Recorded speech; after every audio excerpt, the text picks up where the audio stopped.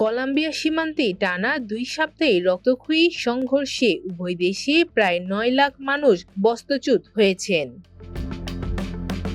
কলম্বিয়ার স্বরাষ্ট্র মন্ত্রণালয়ের তথ্য মতে থাই বাহিনীর AF-16 যুদ্ধবিমানে গোলাবর্ষণ, রকেট ও বিমান হামলার মুখে দেশটির ৫,১৮,০০০-এর বেশি মানুষ ঘরবাড়ি ও স্কুল ছেড়ে পালিয়েছেন। বাস্তুচ্যুত এই বিপুল সংখ্যক নারী ও শিশু বর্তমানে চরম মানসিক সংকটে দিন কাটাচ্ছেন। অন্যদিকে একই সংঘাতের জেরে থাইল্যান্ডের প্রায় ৪ লাখ মানুষ নিরাপদ আশ্রয়ে সরিয়ে নেওয়া হয়েছে বলে জানিয়েছেন থাই কর্তৃপক্ষ।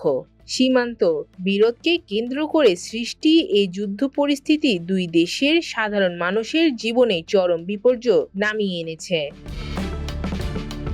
Desk report, news today.